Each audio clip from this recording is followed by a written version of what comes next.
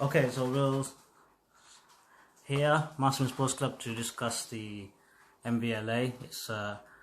It's something generic. Having a video conference like this, it's a good opportunity for everyone to come on board. It's something very unique.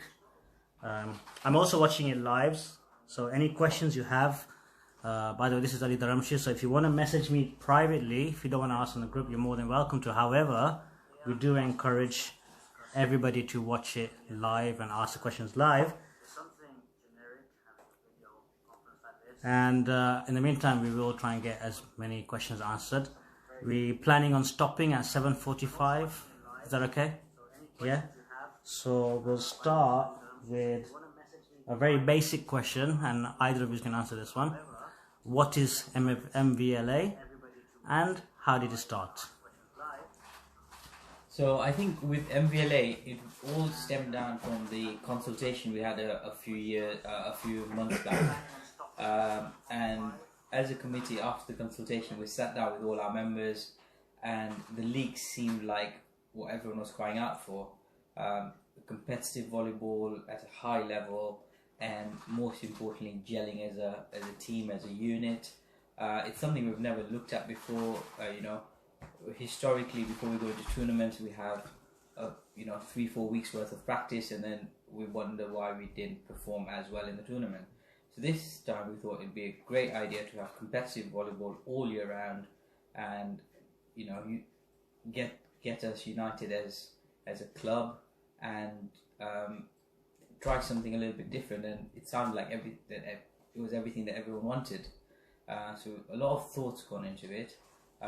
Anything you want to add to that? No, that's about right. So yeah, so that's where we're going with this, and we've looked at a lot of thoughts gone into it. There's a lot of people who have contributed to the thought process behind this as well, and we'd like to thank them for their input, and inshallah, we're all looking forward to it. We've already had quite a few people sign up as well, which is really encouraging, and that's before the Q&A. So the next question, so we've had a couple of questions come through, and one of them is, before we go into the whole selection, how that will happen, which will probably need a little bit of an explanation before we get any questions on that. What is the format on a typical night on how the games will be played? So the idea is, it depends on how many registrants we get and how many teams we get, and therefore how many leagues we have and how many teams per league. But we're going to work on the basis that there's 3 leagues, and the fixtures are set so that each team will play 4 matches per night within their own league. It may be, if a league only has 3 teams, for example, it may be 5 matches, it might be 3 where they play multiple games. It all depends on how many people we get actually to sign up, but you will get we're looking at around 4 competitive games per night in a 2-hour session. So, and are they playing in their own teams? So this is something that is one of the questions come through. Are they playing in their own teams, or are they playing in a mixture of players? How does that selection criteria work? So, should we do the whole selection criteria? Yeah. Okay. So it's not own teams. What was agreed on from the consultation and post-consultation was fixed teams. So the way we ended up at this position was, after the consultation, we had multiple meetings of those people that presented the consultation, because it was found that there was relevance in each of those presentations of stuff that we could take forward. We actually worked really, really well and gelled together, and it was used with members of the EC, and a couple of advisory members were invited to have a discussion. And so the idea of fixed teams is something that was widely accepted following the consultation, rather than own teams. And this was in line with the values and the ethos of the club, and what we discussed in the consultation about something called the infinite game and stuff. So fixed teams, so you're playing the same teams week in, week out, but it's not a team selected your own friends or stuff like that. So the selection process is such: every player who registers for the league will select 2 preferred positions.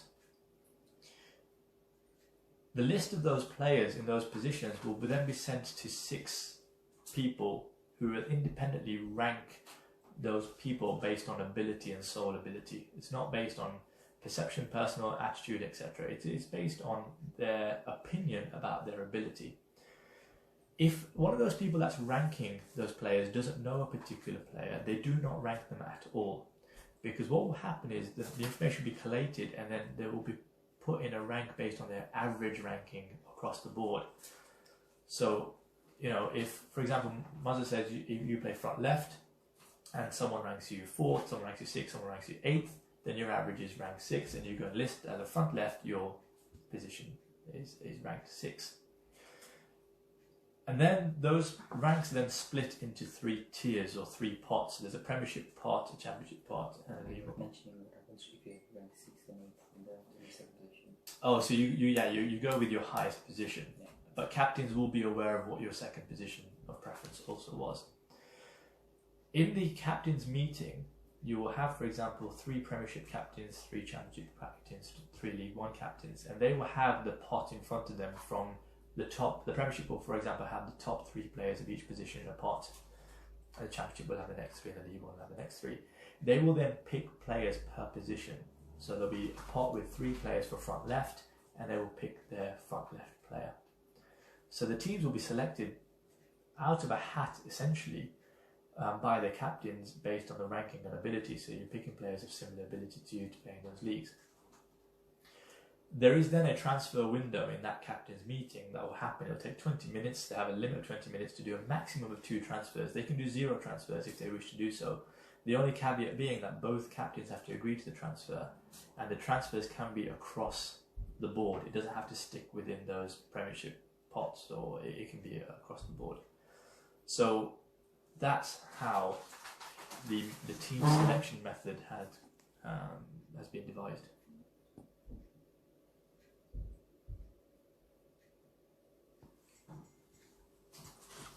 Okay. That So- makes sense. It might be worth going into. So, adding to that as well, after the first round of fixtures where every team plays everyone, which is going to take I think 2 or 3 weeks, there will then be the opportunity of having a second transfer window, where in this case the captains and the players have to agree to the transfer. And so both captains and the players who are getting transferred across need to agree, and there will be a set format how that happens. In the player and the captain will have to email the volleyball committee, and that transfer will get sanctioned. So potentially there could be a total of 4 transfers per season. Yeah, well, before the season starts proper. Right, yeah, before the season starts proper. So let's go a little bit more detail into this captain, because there seems to be a lot of emphasis on the sort of captain in terms of vision. What is expected from the captain?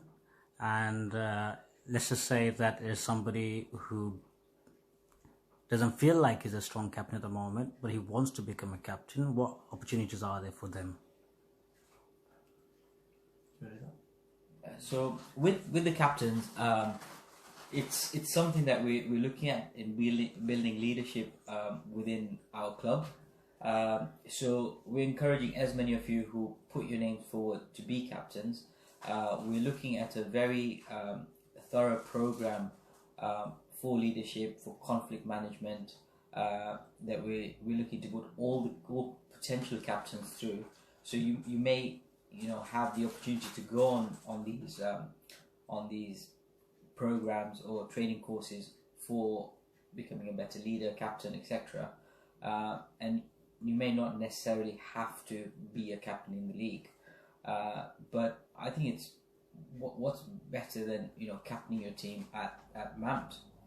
Being a captain for Masamin, I think it's a great privilege, and it's something I've done before. I think you've been captain as well, and I think it's something everyone should aspire to. And the training is going to be there. So there are times where in sport where things get heated. So this training program will be there to teach you how to deal with conflict within your team, externally as well, and also how to bring the best out of your players. So that's what it's all about. So let's go into a little bit more into the logistics side of it. So it's a typical session. Who's going to set? It's a simple question. Who's going to set up the nets? Who's going to get the teams organized? Is the captains doing their own teams? Have a little bit more into the logistics side of how it's going to work on a typical day. It's going to be a not strict, but it's going to be almost like it should run itself. And the captains going on this leadership program and selecting the right captains will be key to that. There'll be allocations like they are at the moment of people to set up and people to take down the net, etc. But it'll be done by team basis. So this team will set up and this team will pack up. I see it. I mean, I think it's a small point really. But it'll be very much like MANT rules. So, while two teams are playing, the other team will be expected to referee and linesman. And we really want to get into that real competitive spirit, time-limited games. I think the sports clubs are investing in the scoreboards to replicate what's there at MANT as well. I think it's great for gamesmanship. I think it's good for game management. It's good for competitive nature as well. So it's going to be very much like MANT. So even if there's 3 teams in league and 2 teams are playing, the other team's refereeing and linesman as well. And I think to add to that as well, there will be a logistics committee that will be speaking to the captains, before fixtures, after fixtures, just to make sure everything runs like clockwork, runs smoothly, and there will be a task force that will ensure that happens. And yes, captains will be responsible as well to make sure that things run well.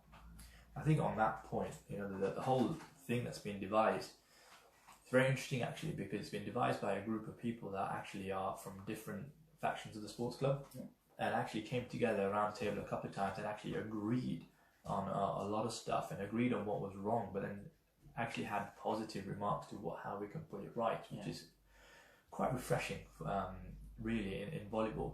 And so the creation of the league is dependent on not only the captains, but dependent on everybody. So, we talk about this thing about trying to create a new culture, and we're all part of the culture, we're all responsible for the culture.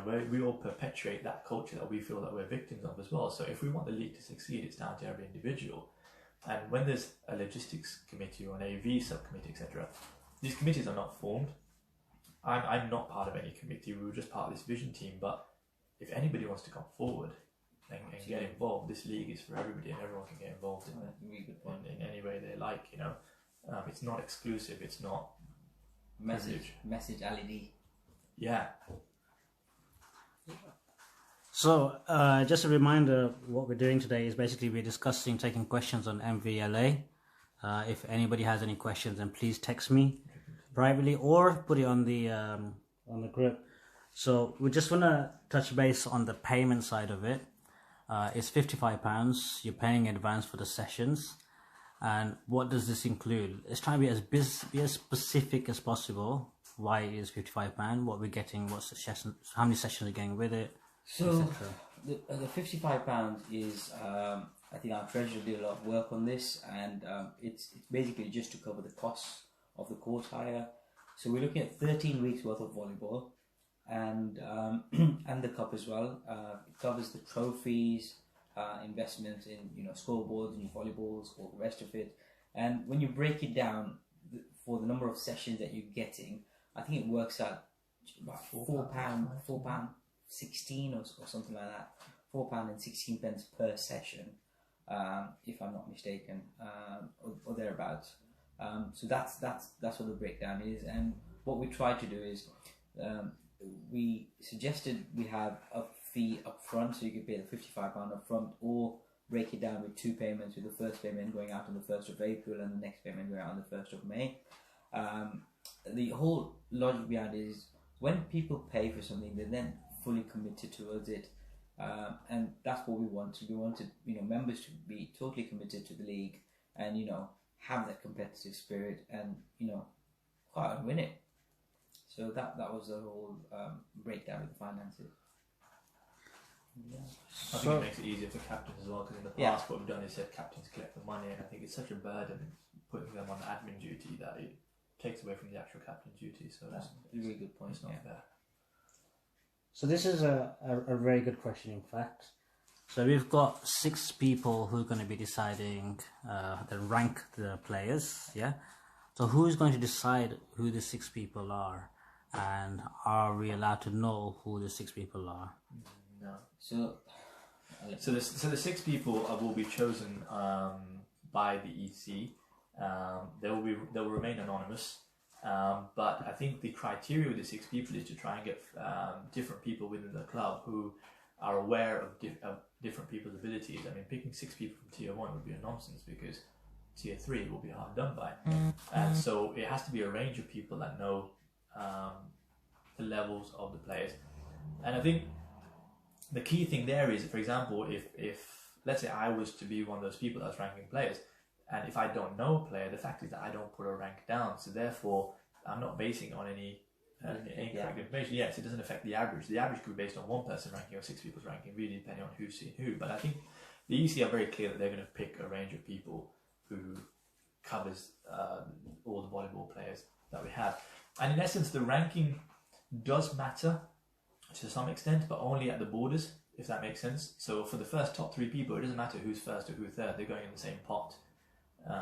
Depending on the number of players we get, but it's at those borders between Premiership and Championship pots and things like that. But at the same time, that's where the transfers allow us to clean that up. It is volleyball is very subjective and it's very opinionated. It doesn't mean someone's right and someone's wrong, but we have to try and limit the amount of skepticism in there. And so by reducing the risk by having 6 people, I think sort of works. I thought it was a good idea. And I think to add to that as well, it had to be anonymous people because otherwise these guys will get inundated with texts and WhatsApps and say, free dinners. Yeah. So we just thought it just made sense to make sure that it's totally anonymous. Thank you. So let's go back to the logistics again. We spoke about on a typical evening what happens. So at the moment we've got a mastermind session which is held on a Tuesday 9 to 11. We've got Wednesday 8 till 10, and we've also got Saturday 2 courts 8 till 10 or potentially 8 to 11. How will that fit in with MVLA? How will the fixtures fit in? And so I think the consensus was that JC is the best location to play at. And if you have someone playing at JC and another league or another team playing at Moseley, it's actually unfair, or it's a bit of an injustice really, but people want to play at JC, and I think that's one of the issues in the tier system, I believe. So the idea was to keep the Tuesday session and to keep the Saturday session. So that gives you 3 courts a week, because there's 2 courts on the Saturday. And if you have 3 courts a week, you have 3 leagues, and then each league plays on... So you'll have 2 leagues playing on Saturday, 1 league playing on Tuesday, but it changes round. So you'll play 2 weeks on a Saturday, and then you'll play the 3rd week on a Tuesday, and then it goes back to Saturday. And the idea being that there's people that can't play in the week that can only play weekend, and vice versa, and therefore accommodating everybody within the league. At least you're playing 1 in 3 at the least. So is this the reason why we've got 8 players per team, or is that how is what is? Because there's some, I think the teams are selecting on more players than they are allowed. It's 8 players, including the netty, is the ideal. Yeah. That's the ideal. Depending on the number of people that sign up, but that's the ideal. Okay. So the next question is 13 weeks fixture? Is that right? Correct me if I'm wrong. Yeah. So how will this run up to is this running up to MAMT time? Is that correct? Or how is the 13 weeks fixture going to work, basically? It goes to 31st July, I believe. It goes to the end of July, and then... No, I don't think it goes that far. Yeah, it goes 31st July, and then... Yeah, it goes up to the 31st of July, and then the idea is that based on league position, those teams are entered into MAMT. But that's the end of June. No, we changed it in July to get more fixtures in the league. Okay. And so August, what would happen in August is it would literally be just MAMT practices, but because it's in your league teams, even the teams that aren't entering MAMT would also have friendly fixtures, etc. And then there's MAMT, and then after MAMT is the cup. Okay. Finish up with the cup. And what will happen during Ramzan? Will they be playing during Ramzan, or will it just going on assumption that there's no volleyball during Ramzan and that's your break before the league starts again? Is that correct? Yeah, I think when you guys did the Yeah. fixtures, it discounted Ramadan Yeah, as you no can fixtures. Ramadan. That's why we went to the end of July. Yeah. Okay. And a question I'm just going to read out. Will the scored rankings be shared with everyone from the 6 individuals? I don't quite understand that question. Will the I scored... understand the question. It's basically when it's been ranked and collated into averages, will that be available publicly? Okay. I don't see the benefit in it. I don't see what because it's 3 people per pot per league, so I don't see what benefit the league or the club would get in. I think it's something that we never discussed as No, when we haven't. how many of us are involved. We got involved in discussions. Maybe about 10 of us ever discussed. But I think, like I said, I don't think the actual league position, the rank position, is important. But I don't see any harm in releasing which pot people are going to be in, because that's transparency. I don't see the issue in that, but I think that's a decision for the EC to make. I think personally, I would be against it just because a player might feel hard done if he's been put in pot 1 expecting to play in pot 1 and then gets transferred by a captain. That player might take something against that captain without knowing. So I think we look at protect the captains, because if a player gets transferred out, he might have something against the captain. We'll discuss it as a committee. Yeah, we'll sit down as an EC and discuss it, and then we'll come back and Ali, if we can put that in our fact sheet as well. We'll answer that question definitively. So I must admit that the logistics are really well thought of. Obviously, you thought about costing, you thought about things like that. But let's just say that the leagues have started, and let's just say in a team there are 3 or 4 players not available. Therefore, they can't fill the full team. What would the team or the captain do in this instance? Is that a one-off or on a regular basis? Let's start with a one-off, and then let's go with what happens on a regular basis. So we thought about this, and I think one of the things is in terms of the team element of it and building the team element of it. The idea was that you need a minimum of 4 outfield players to play. So if you have less than 4, you forfeit. But if you have 4, you're more than welcome to compete, because I think there's a lot of positive in that. Because if you get 4 people against a full team, that will drive that team together and perform. And there's the little caveat as well, that even if you lose, if you get to 10 points, you get a bonus point, even as a losing team in the league, and that could all count. You can choose not to play as 4 and still choose to forfeit as well, if you wish to. But when you forfeit, you can then use players who are on the side from the team that's not playing and still have a competitive friendly match. So you don't miss out on playing.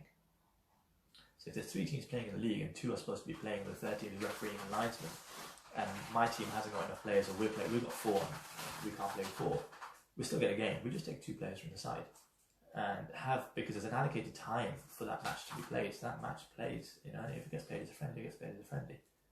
So you don't lose out on playing. So in the instance of this, where there's 4 players, let's just say there's 4 players minimum, and it's a regular occurrence every week. Yeah. There is that. What will happen then? Because this then tends to impact coming up to Mount. Yeah. Is there a possibility of doing some sort of transfer, or let's just say there's 2 teams with the same problem? So I think with that scenario, you can't. I don't think at this point you can start looking at specific scenarios and trying to find out answers for them. I think what you look at is the ethos and the ideology behind the whole league, and this creation of understanding and unity. And therefore, this is where the leadership training and the captain's relationship comes into hand. Because if a captain is having that issue, he can then discuss with the other captain and say, look, I'm having this issue, can we sit down and meet? Under the guidance of whoever's running the league, the league committee. Because if they can sit down and have a conversation and say, look, I'm having this problem, where can you help me out? If there's 2 teams that consistently every week has got 8 players, they might be willing to loan a player or get a player gone, and we'll still have 7 in the team, for example, right? But all it needs is communication and conversation. This is the key to moving the club forward. So I don't think you can give an answer, but I think what we'd say is that the captains may be rivals on the court, but together they're going to make this league run. Okay, that's a good answer. And in the instance of discipline, if players are, for example, not turning up, or if there's something that happens, is there a disciplinary procedure in place yet? And how does it work? Does it go to the captain that goes to the committee, or? So again, yes, captains are key the way I look at it, but there's no disciplinary procedure in place. What we do know is that there'll be a league committee, but they won't be in charge of discipline. They'll be in charge of logistics and helping perpetuate the league. The EC are now running disciplinary in volleyball.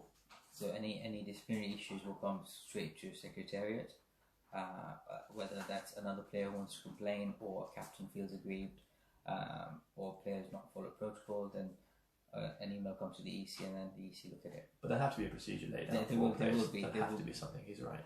There will be a procedure in the documentation before the league starts. So with this volleyball committee, how does somebody become part of it? How do they join this committee if they want to be part of it? Which committee? The organising volleyball the logistics committee. So the different parts of the committee. You'll have a committee that's going to be responsible for the AV equipment, recording, uploading matches. So there's that part to it. There's day-to-day running where people liaising with captains, make sure the balls are there, the scoreboards, everything else is looked after. So you have your logistics committee running, and then the EC is going to be doing a lot of the overseeing of the league. So if there's anything that you guys are interested in, so the AV side of things, logistics, running around, by all means, again, get in touch with Ali, and we can have that chat. I don't really have any more questions from anybody, and I myself have run out of questions. We've been on for half an hour, so if anybody has any questions, we'll give it a couple more minutes. Otherwise, we can wrap her up. I do believe we've covered as much areas as possible, unless there's anything else you guys want to add. No, I think that there's been a lot of discussion to get to this point. Yeah. I think the consultation was really positive in the sense that we were very fortunate to have 3 presentations that actually resonated with everybody, or with a lot of people. I mean, the league idea came from that first presentation with Mohammed and Shaba, and they really put the groundwork in, and we just basically said yes when we got together, and because they came up with the promotion, demotion idea and all the rest of it, and in a lot of detail. And Jabri came up with the idea of the fixed teams, and then we were talking about culture and how we could change. So we were quite fortunate that we all got together and realised that actually there's positives in everything that's been said. Complementing quite well. But I just think the thing is, when we talked about this, we talked about making sure that we are acceptant of ideas without it, even if we disagree, there's no right or wrong. Yeah. So this is an idea. Other people may have other ideas, but for part of a club, let's just go with it. But the only way it's going to succeed is if everybody gets involved in it and be the change they want to see, as the cliche goes. So we've had a couple of funny questions, but I might as well put it just to respect them. So one is asked, what we will do with the Meghjees? What do you want to do with them? That's your wife that asked that question. Really? Yeah. And Ali, this is a question for you. Will it be on time? Will I be on time? This evening? Who's asking that question? Ali Abbas is asking that question. Ali Abbas, yeah, tell him. I love the banter. The banter is absolutely amazing, and I think it's good that we have this sort of spirit in the club where we can laugh and joke about things, and that's what makes it great. Because then we can do the work and we can enjoy ourselves at the same time. That's just a beautiful thing about it. Otherwise, I have nothing. I believe you guys don't have anything else to say. If anyone's got any other questions, again, we'll be creating a fact sheet with all the questions that have been sent in, which will be sent out on all the tier groups and the Masumeen announcements group. So if there's any other burning questions that you have, just send them to LED, who can forward them on to us, and we can answer them and add them to the fact sheet as well. I think there's one question we did have, which we discussed, was about the League One teams. Yes. And their competitiveness and involvement in the league, and whether the league is just set up for Premiership and Championship. For example, we're going to have 3 leagues, and I think one thing to mention from that is we did decide or discuss that a Premiership team will be allocated some overseeing responsibility of a League One team, where when a League One team is playing, one player from that team has to attend and help out, and there's sanctions if they don't. because we found it to be quite fruitful on occasions when there was a tier 1 and tier 3. Yeah. When a tier 1 player did go over, when we were playing Peterborough, for example, and went over, and then the tier 3 players actually really appreciated it and got involved and became a bit more competitive just by having a couple of people on the side. So the League One teams are key to this because, you know, they're the future, and also they've got the most growth to do. So that's where you can really see how fruitful this league's going to be, and get them in the championship and get them to mount. That would be the idea. So they won't be left to be effectively, which is sometimes a bit of the feeling of how it is for tier 3. They're going to be looked after. Also, we haven't talked about how the MAM teams are finished. Yeah, but it's not confirmed really. Yeah.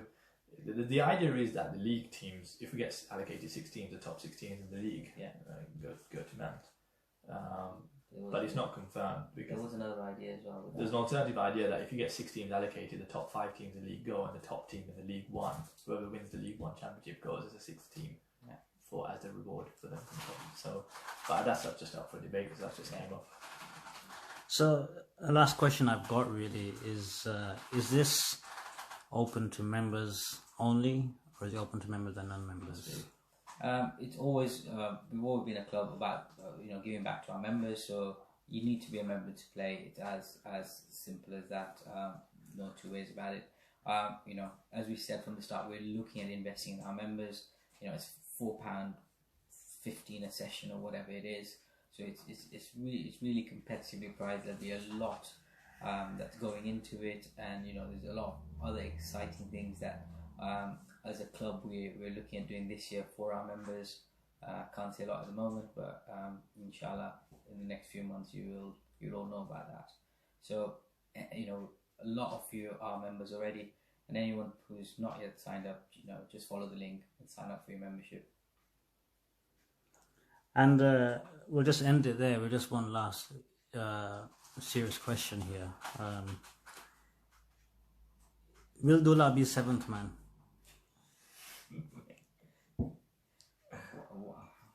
I'll leave you to answer that. I'll tell you what the answer is. Sign up to the league and turn up to get your answer. Okay, guys. Both of you, thank you very much. People have asked, is this a Zaidan meeting or is this actually Masmin, because you've got to be here? And Depends how much profit it makes.